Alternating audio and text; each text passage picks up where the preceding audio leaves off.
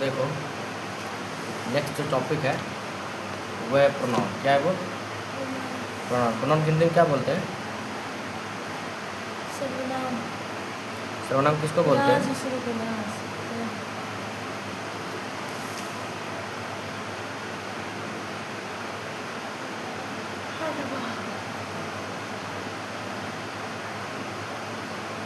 सर्वनाम मतलब नाम की जगह पर क्या, इन प्लेस ऑफ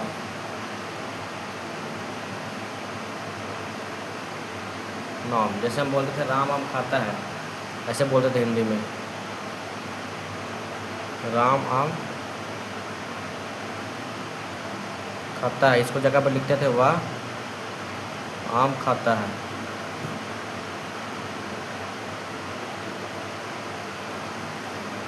तो राम की जगह पर क्या लिखे थे हम? वाह। नाउन की जगह प्रोनाउन यूज तो अगर नाउन की जगह पर कोई वर्ड यूज कर रहे हैं हम, वो होगा pronoun. In the place of noun जो वर्ड यूज होगा उसको बोलेंगे प्रोनाउन। जो वर्ड यूज करेंगे उसको बोलेंगे प्रोनाउन। ठीक। तो प्रोनाउन किसको बोलते हैं? Pronoun means for a noun, मतलब नाउन के लिए ही आता है। मतलब pronoun is a word use instead of a noun. Noun की जगह पर जो वर्ड यूज करते हैं उसको बोलते हैं प्रोनाउन। ठीक, ऐसा हिंदी में नाउन के बदले प्रयुक्त होने वाले शब्द को प्रोनाउन कहते हैं। प्रयुक्त का मतलब उसके जगह पर आने वाले शब्द, उसी को बोलते हैं। एग्जाम्पल देकर समझा दिया। टाइप ऑफ प्रोनाउन देखो क्या होता है। पहला टाइप जो है, कितने टाइप का टोटल है? 11 टाइप। कितना टाइप है? 11 टाइप। पहला प्रोनाउन का टाइप है पर्सनल प्रोनाउन। क्या है? पर्सनल। पर्सनल को हिंदी में क्या बोलते हैं? पुरुषवाचक सर्वनाम। क्या बोलते हैं? पुरुषवाचक। पर्सनल प्रोनाउन का पुरुषवाचक। पर्सनल मतलब याद करने का तरीका देखो। पर्सनल अपने लिए आई यूज करते हैं, मी यूज करते हैं। मी मतलब ऑब्जेक्टिव के साथ यूज करते थे ना। और वी यूज करते हैं हम लोग अपने लिए। वी का अस यूज करेंगे अपने लिए, यू यूज करेंगे। ठीक। और he, him, she, her, it, they, them, ये सब जो है एग्जाम्पल में, वो सब क्या है? Personal pronoun. तो तुमको सिर्फ प्रोनाउन टाइप याद रखने से नहीं होगा, पर उसका एग्जाम्पल भी सब याद होना चाहिए। वो चीज़ें क्लियर होगा सेंटेंस के अकॉर्डिंग। अगर वो याद नहीं है, रिवीजन नहीं है, तो फिर कोई मतलब नहीं है। तो पर्सनल जो खुद के लिए यूज हो, खुद का मतलब सिर्फ अपने लिए नहीं, तो इंसान के लिए जो सब्जेक्ट की जगह पर यूज करते हैं। और वो सब्जेक्ट ऐसा नहीं, गलती बोल दिया, सब्जेक्ट की जगह पर है ही। और उस सब्जेक्ट के लिए अगर कोई ऑब्जेक्ट का यूज कर रहे हैं, जैसे मान लो आई के लिए हम लोग बाद ऑब्जेक्ट की जगह पर हम लोग मी यूज कर देते हैं ना, अपोजिशन के लिए माई यूज कर देते हैं। प्रश्न पूरा है अब ये पॉजिटिव फिर से positive pronoun type mind, ours, yours, his, hers, theirs, यही सब तो था। ही का objective positive pronoun he his था ना, ही का। तो और ही का ऑब्जेक्टिव केस हिम था। जहाँ पर भी पॉजिटिव प्रोनाउन आएगा, mind, ours, yours, his, hers, ये सब कभी भी हम लोग सब्जेक्ट की तरफ यूज नहीं करते। करते हैं कभी? देखिए क्या कोई सेंटेंस एज ए सब्जेक्ट में दियर से शुरू होते हुए, चाहे आवर्स से, चाहे माइंड से, चाहे योर्स से, कभी नहीं। डेमोन्स्ट्रेटिव। डेमोन्स्ट्रेटिव हिंदी में क्या बोलते हैं? संकेत वाचक सर्वनाम। तो डेमोन्स्ट्रेटिव हिंदी में और क्या क्या इसका एग्जाम्पल है? This, that. डेमोन्स्ट्रेट कर रहे हैं, किसी संकेत कर रहे हैं कि वाह, ये, वो, ये लोग, वो लोग, ये लोग, ऐसे बोलते हैं ना। तो डेमोन्स्ट्रेट कर रहे हैं ना, संकेत कर रहे हैं ना, किसके बारे में बात कर रहे हैं हम? ये, वो, ये सब, वो सब। वो सब क्या है? डेमोन्स्ट्रेटिव है। क्या है? डेमोन्स्ट्रेटिव है। इसीलिए यहाँ पर आया है दिस, दैट, दिस, दोज, सच, मतलब इस तरीके के, द सेम, ये सब क्या है? डेमोन्स्ट्रेटिव प्रोनाउन है। नेक्स्ट है डिस्ट्रीब्यूटिव। डिस्ट्रीब्यूटिव के हिंदी में क्या बोलते हो? व्यष्टिवाचक। व्यष्टिवाचक। तो डिस्ट्रीब्यूटिव का मतलब डिस्ट्रीब्यूट करना, बांटना। क्या समझ रहे हो? ईच। ईच का मतलब क्या? प्रत्येक में, बांट दो प्रत्येक में। तो ईच, एवरी, एवरी में बांट दो। ईच, एवरी, और आइदर, नाइदर, ये सब। ठीक है, ये सब डिस्ट्रीब्यूटिव है। Reciprocal pronoun. रेसिप्रोकल पारस्परिक संबंध। क्या है? पारस्परिक संबंध। नहीं बोलते एक दूसरे का, इस संबंध के बारे में बात कर रहे हैं।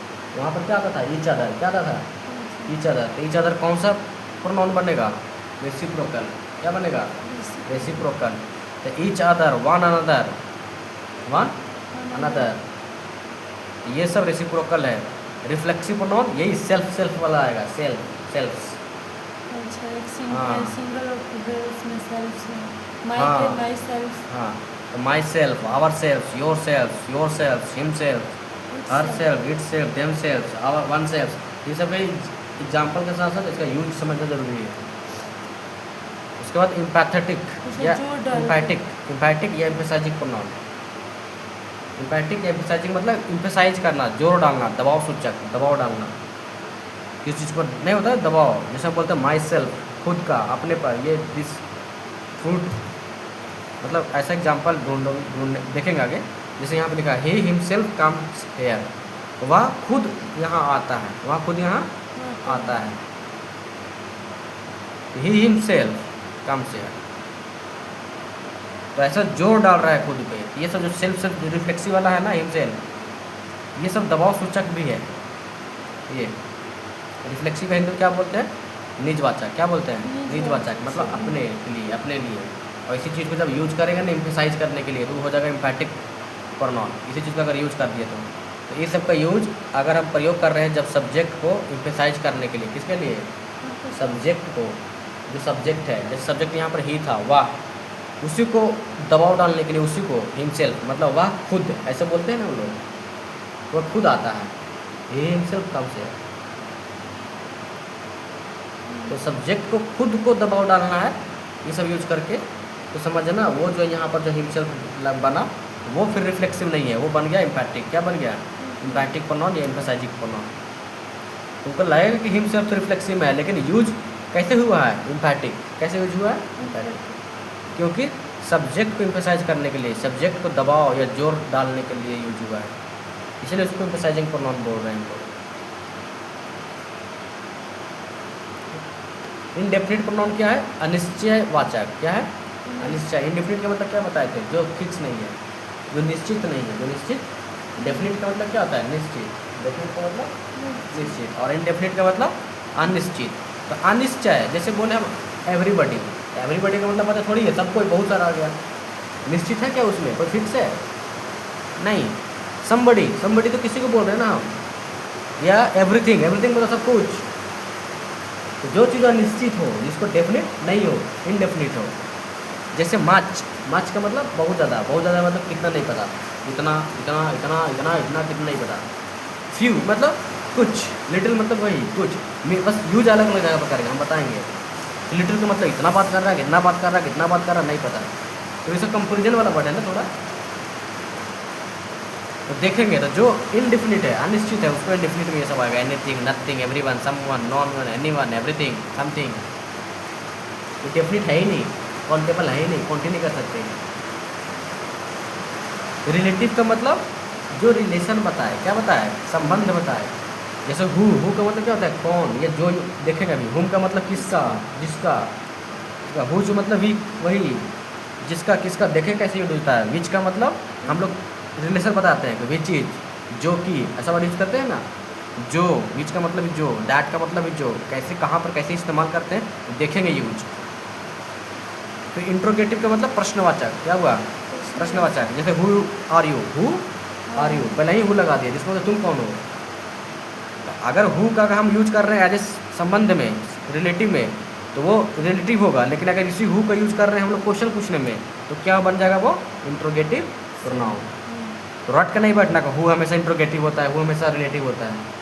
कैसे यूज हुआ है सेंटेंस में, उसके अकॉर्डिंग उसका टाइप बताएंगे प्रोनाउन का। लास्ट में एक्सक्लेमेटरी। एक्सक्लेमेटरी का हिंदी में बोलते हैं हम विस्मयादि बोधक। विस्मयादि बोधक मतलब ऐसा समझो कि जो कोई दुख हो गया, कोई हंसी, कोई खुशी हो गया, वहाँ पर नहीं यूज करते आह कराते हैं, ओ हुर्रा, ऐसे सब आता था ना, हुर्रा, हा हा, ऐसा कुछ आता था, सौरो। तो वो सब वर्ड जो आएगा वो सब आएगा एक्सक्लेमेटरी प्रोनाउन में। जैसे व्हाट का प्रयोग जब सेंस ऑफ सरप्राइज नहीं बोलते हैं, कुछ सरप्राइज में बोलते हैं व्हाट, इसलिए बोलते हैं हम लोग सरप्राइज में। क्या, जैसे हम चलते चलते कोई ऐसा चीज़ सुन लिए, ऐसा कुछ बोल दिए, या कोई कन्वर्सेशन में तो थोड़ा अजीब लगता है, जहाँ पर आश्चर्य वाला आएगा वहाँ पर नहीं बोलते व्हाट से निकल जाता है ऐसे मुँह से व्हाट। तो जब भी कुछ ऐसा क्या बोलते हैं सरप्राइज में या कुछ दुखी हो गया, कोई ज़्यादा एकदम पूरा खुशी है, तेजी से एकदम पूरा, समझ रहे हो, उस टाइम जब वर्ड यूज करता है ना तो समझ जाना एक्सक्लेमेटरी है। क्या है वो? एक्सक्लेमेटरी है या इसमें याद है बोले। टाइप का मीनिंग थोड़ा बहुत समझ में आया, आइडिया? हाँ, अब एक एक करके आते हैं कि उसका यूज कैसे करते हैं टाइप में। इसका लगेगा 1-2 दिन टाइप अगर आते हैं तो। पर्सनल प्रोनाउन, तो प्रोनाउन जो तीनों पर्सन, जैसे फर्स्ट पर्सन, सेकंड पर्सन और थर्ड पर्सन। अब पर्सन आ गया 3 टाइप के। पर्सन कौन कौन? फर्स्ट,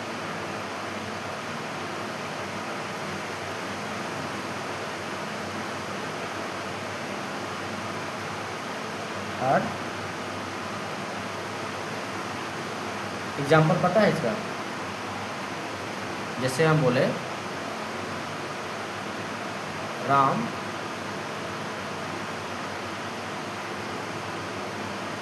मोहन को राम, ऐसा समझो फर्स्ट पर्सन सिंपल एग्जाम्पल होता है बोलने वाला, क्या बोलने वाला, और सेकंड पर्सन सुनने वाला, सुनने वाला, और थर्ड पर्सन जिसके बारे में बात कर रहे हैं, जिसके बारे में बात हो रही है। ठीक है,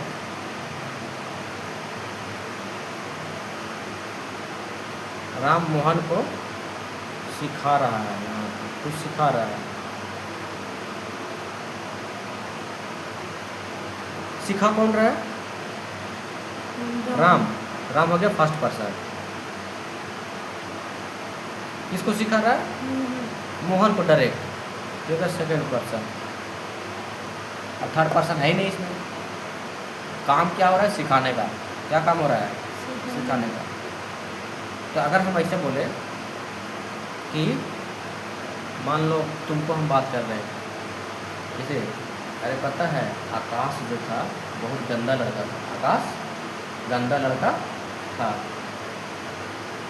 तो हम बोल रहे हैं तुमको, तो हम बोलने वाला हो गया कौन सा पर्सन?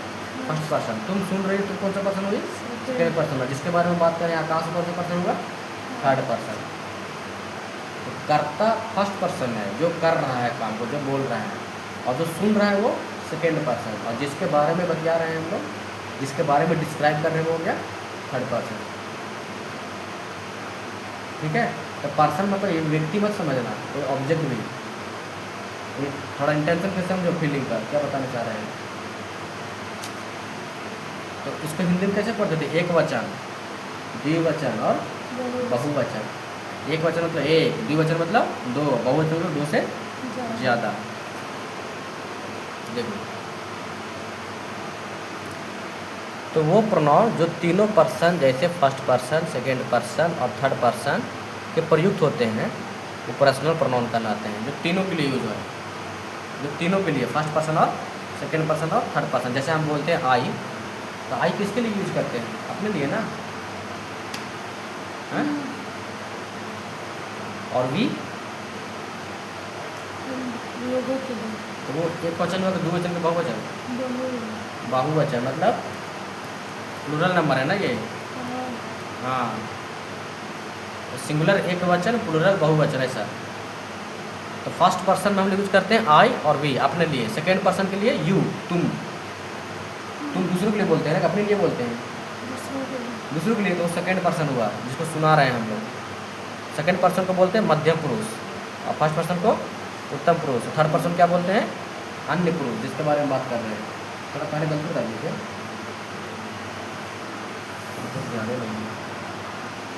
देखो पर्सन 3 टाइप के, first person, second person, third person. First person उत्तम बच्चा, उत्तम पुरुष, सेकंड पर्सन मध्यम पुरुष, थर्ड पर्सन अन्य पुरुष।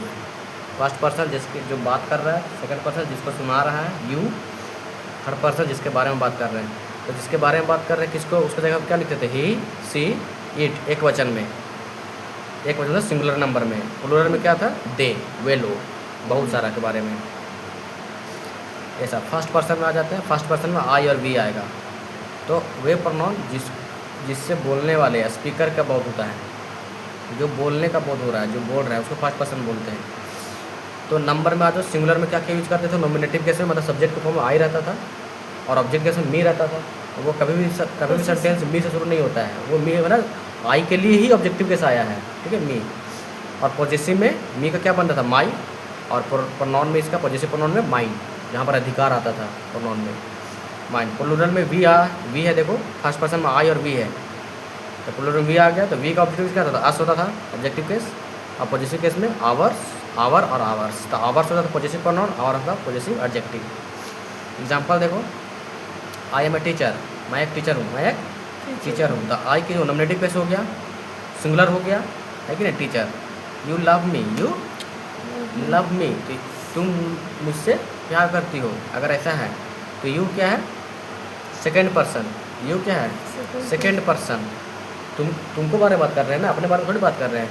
ये तो यू लव मी, तो मी क्या है, ऑब्जेक्टिव केस में यूज होगा, नॉमिनेटिव केस में ऑब्जेक्टिव है ना, तभी तो ऑब्जेक्ट आया है, मेन भाव के बाद आया है कि नहीं, ये चीज़। तो यू लव मी, तुम मेरे से प्यार करती हो, लव। ऐसा देखो, एस नहीं लगाया है, टेंस पढ़ाए थे, ही सी इट नेम के साथ रहता है, उसके वो रहता है तब एस लगाते हैं वर्ब में, लेकिन है तो यू ना, तो यू में नहीं लगाते वो टेंस, ये सब रहेगा। तो ये सब सेंटेंस जो लिखा हुआ है टेंस के अकॉर्डिंग ही लिखा हुआ है, थोड़ा थोड़ा रूल यहाँ भी है, उससे अकॉर्डिंग समझ रहे हैं। वी आर एक्टिव, हम एक्टिव है। जैसे आवर कंट्री मतलब कि पॉजिटिव एडजेक्टिव, मतलब पॉजिटिव केस में आवर कंट्री। तो ये सब जो भी था ना पॉजिटिव एडजेक्टिव हमेशा यूज होता था नॉन से पहले, नॉन से पहले। तो कंट्री नाउन है ना, कंट्री नाउन है, नाउन से पहले आया। तो our country is great, our country is great. अगर पूछेगा कि यहाँ पर सब्जेक्ट कौन है, तो इससे पहले आवर कंट्री सब्जेक्ट हो गया, हेल्पिंग वर्ब है। हाँ, और ऑब्जेक्ट ग्रेट हो गया। यहाँ पर वर्ब नहीं है, ठीक है, ये चीज़। तो जो सिंपल टेंस है उसका ये उदाहरण है सब। सेकेंड पर्सन में वही यू, तो सेकेंड पर्सन सिंगुलर और प्लूरल दोनों के लिए यू ही होता है, दोनों नंबर के लिए, नॉमिनेटिव केस। ऑब्जेक्टिव केस भी सेम ही होता है यू का, लेकिन पॉजिटिव केस में आ जाएगा सिंगुलर में यू का यो, और पॉजिटिव प्रोनाउन में योर्स। प्लूरल में भी सेम, योर और योर्स हो जाएगा ये पॉजिटिव केस में। जैसे यू आर लेबोरियस, तुम बहुत मेहनती हो। आई लव यू, देखो आई यूज हुआ है एज ए सब्जेक्ट या नॉमिनेटिव केस, और यू एज यूज हुआ है ऑब्जेक्ट, और बीच में भाव है। ठीक है, तो ये ऑब्जेक्टिव केस हुआ है। तो मैं तुमसे प्यार करता हूँ, तो मतलब क्या हुआ कि जब हिंदी में बोलेंगे तो मैं के बाद ये आ रहा है ऑब्जेक्ट ना, और प्यार लास्ट में आता है। तो हिंदी में क्या आता, क्रिया लास्ट में आता था, तो पहले सब्जेक्ट के बाद आता था, कर्ता के बाद फिर वो आता था, कर्म आता था। ये this book is yours, this book is yours. देखो बुक क्या है, नॉन, क्या है, नाउन, क्या है, नाउन है। तो अगर यहाँ पर दिस लिखा हुआ है तो इसका मतलब ये है कि इससे पहले आया है ना, मतलब ये पॉजिटिव एडजेक्टिव होगा। ऐसा इज योर्स, योर्स क्या बता रहा है, पॉजिटिव प्रोनाउन, क्या बता रहा है, positive pronoun. This book is yours, ये बुक क्या है, तुम्हारा है। कहीं पर ऐसा आएगा तो ऐसा थर्ड पर्सन में क्या क्या आएगा, ही सी इट, ये सब, और दे, प्लूरल में दे आएगा, सिंगुलर में ही सी इट आएगा।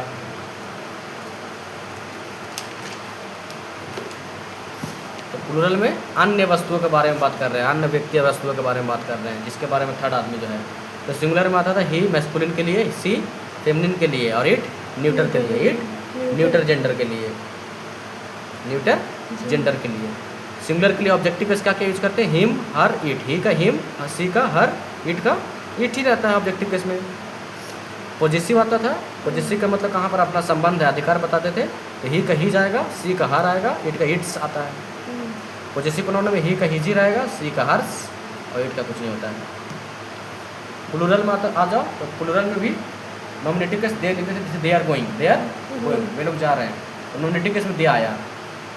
लेकिन जब देम आता था तो देम कभी भी शुरुआत में नहीं आता था सेंटेंस में, वो हमेशा मेन वर्ब के बाद या कोई और उसके बाद जो आया सेंटेंस उसके अकॉर्डिंग आता था, लास्ट ऑब्जेक्टिव केस के जगह पर यूज होता था। फिर दियर भी वैसे, कभी दियर से शुरू नहीं होता है कोई टेंस, तो कोई सेंटेंस। और दियस, दियस हो गया पॉजिटिव प्रोनाउन, दियर हो गया पॉजिटिव एडजेक्टिव, और ये दोनों पॉजिटिव केस के अंदर ही है। यहाँ पे लिखा है दोज बेल्स और दियर, दोज बेल्स और दियर, मतलब वो बेल्स किसका है, उसका है। दियर का मतलब उसका। तो अगर हिंदी मीनिंग नहीं पता तब तो ढूंढना पड़ेगा तुमको, दियर्स का मतलब क्या था, दियर का मतलब क्या होता है, वो तो पता होना चाहिए। This building is his, this building is his, मतलब ये जो बिल्डिंग है किसका है, उसका है, ऐसे ही। तो यहाँ पर जो हिज यूज हुआ है एज ए ऑब्जेक्ट यूज हुआ है, ऑब्जेक्ट केस, और ये सब्जेक्ट, ये पूरा सब्जेक्ट है ना, ये और नॉमिनेटिव his केस में जैसे यूज हुआ है, ठीक है। अच्छा, बिल्डिंग से पहले ये आया, नाउन से पहले एडजेक्टिव आया, ये दिस। कभी भी नाउन से पहले कभी प्रोनाउन ये यूज नहीं होता, प्रोनाउंस वो क्या बोलते, पॉजेसिव प्रोनाउन यूज नहीं होता।